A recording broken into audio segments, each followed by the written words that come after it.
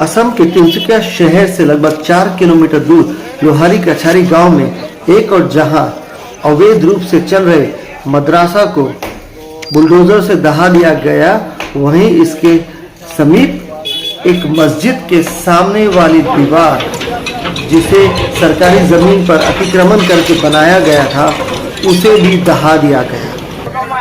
दरअसल कल शाम स्थानीय लोग एवं युवा मंच के सदस्यों ने इस मदरसा पर ताला जड़ दिया था एवं इस मस्जिद की 4 सामने वाली सड़क से सटी हुई दीवार को तोड़ने की मांग की थी।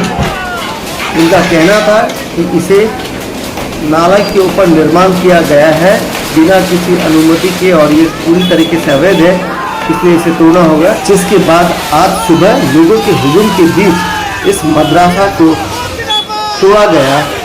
आप अपनी स्क्रीन पर स्थानीय लोगों का जमावड़ा देख सकते हैं, जॉय आई अफर का नारा लगाते हैं। तो दूसरी तरफ ये बुलडोजर इस कच्चे निर्माण को, मदरसा के कच्चे निर्माण को दहाते हुए देख सकते हैं।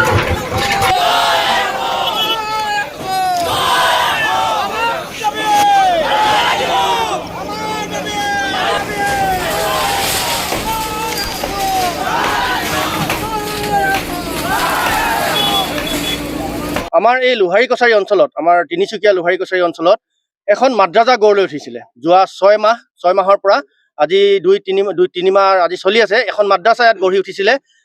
যিজন নুৰুল আমিন, আমাৰ এই মছজিদ কমিটিৰ প্ৰেচিডেণ্ট, লোহাৰী কছাৰীৰ প্ৰেচিডেণ্ট, লগতে আৰু আপোনাৰ এজন প্ৰতিষ্ঠিত ঠিকাদাৰ, তেখেতৰ ধন বলৰ জোৰত এখন মাদ্ৰাজা ইয়াত গঢ়ি উঠিছিলে বুলি আমি খবৰ পাই আমি যোৱাকালি আমি ইয়াত আহি এটা অভিযান চলালো। আৰু অভিযান চলাই আমি দেখিবলৈ পাওঁ যে এই মছজিদৰে এজন ইমাম, তেখেতে ইয়াত কোন ল'ৰা ছোৱালীক তেখেতে মাদ্ৰাছা শিক্ষা প্ৰদান কৰি আছিলে।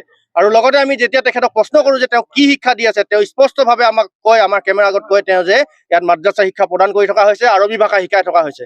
গতিকে আমাৰ ৰাইজে আমি এই বস্তুটো হ'বলৈ দিব নোৱাৰোঁ। গতিকে আমি যোৱাকালি এইটো বন্ধ কৰি দিলোঁ আৰু আমি প্ৰশাসনক আমি অনুৰোধ জনাওঁ, প্ৰশাসনে যাতে এইবিলাক দৃষ্টিগোচৰ কৰে, এই বিষয়টোৰ ওপৰত উচিত তদন্ত কৰি যোন ব্যক্তি জড়িত হৈ আছে এই মাদ্ৰাছা স্থাপন কৰাৰ ক্ষেত্ৰত তেখেতসকলক আইনী ব্যৱস্থাৰে তেখেতসকলক বিহিত ব্যৱস্থা প্ৰদান কৰিব লাগে। যিটো আমি বহুখিনি গাফিলতি দেখিছোঁ, তেওঁলোকে ৰাস্তা একদম মাজলৈকে তেওঁলোকে মছজিদৰ ৱাল মাৰিছে। আপোনালোকে গ'লে দেখা পাব, একদম ৰাস্তাৰ মাজলৈকে তেওঁলোকে ৱাল মাৰিছে। আৰু আমাৰ এই লোহাৰী কছাৰী অঞ্চলত, আমাৰ তিনিচুকীয়া লোহাৰী কছাৰী অঞ্চলত এখন মাদ্ৰাজা গঢ় লৈ উঠিছিলে। যোৱা 6 মাহৰ পৰা আজি 2-3 মাহ আজি চলি আছে। এখন মাদ্ৰাজা ইয়াত গঢ়ি উঠিছিলে।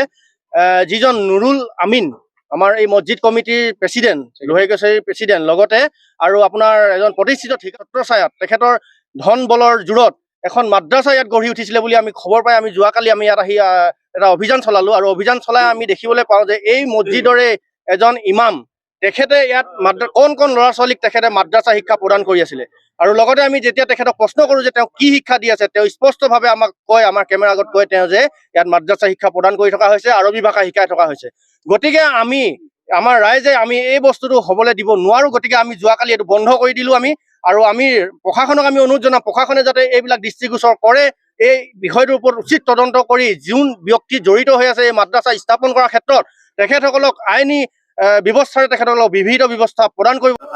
মাদ্ৰাছা ইয়াত মানে এইটো দৰকাৰ হ'ল যে মানে সৰু ল'ৰা ছোৱালীবিলাকে যেতিয়া স্কুলৰ পৰা অহাৰ পিছত আমাৰ মানে বেছিক জ্ঞানখিনি, যিটো আৰবী বেছিক জ্ঞানখিনি, এই যিটো আৰবী পঢ়াৰ যিটো বেছিক জ্ঞানখিনি, সেইখিনিৰ কাৰণে কেনেকৈ নমাজ পঢ়িব লাগে, কেনেকৈ ৰোজা ৰাখিব লাগে, কেনেকৈ হজ কৰিব লাগে, জাকাত কৰিব লাগে, কিবা সেইবিলাকৰ ইনিচিয়েল ষ্টেজটো ইয়াত এটা শিক্ষা দিয়া আছিলে। সেইটো বিলে 12 ঘৰত জোনাবজন এজন চবৰ ঘৰে ঘৰে গৈ পঢ়িবলৈ অলপ অসুবিধা হয়, সেইকাৰণে গোটেইখিনি গেডাৰিং কৰি 1 ঘণ্টাৰ ভিতৰত গোটেইখিনিকে পঢ়োৱা হয়। নাই ঠিক আছে, মাদ্ৰাছা নহয়, এইটো মক্তব হয়। মাদ্ৰাছা হলে কি হয়, মাদ্ৰাছা নাই একো পাৰ্মিশ্যন, কেঁচা ঘৰ বনাইছো, গতিকে পাৰ্মিশ্যন ল'ব লাগে না। কেঁচা ঘৰৰ কাৰণেতো পাৰ্মিশ্যন ল'ব নালাগে। মাদ্ৰাছাৰ কাৰণে মই মাদ্ৰাছা বনোৱাই মাদ্ৰাছা নহয়, এইটো মাদ্ৰাছা নহয়, মক্তব বুলি আছিল, মক্তব আছিল মানে বেনাৰখন আপোনালোকে আগৰ ফটো অলপ মোৰ ক'বলগীয়া একো নাই, বেয়া আছে যদি এয়া আছে ভাঙি দিয়ক, ভাঙি নাই পাৰ্মিশ্যন নাই, ভাঙি আছে ভাঙি দিয়ক। যদি চব বুজা পৰাৰ মাজতে হয়, আমি ইয়াত চবে ভাই ককাৰ নিচিনাকে চবে আছিলো।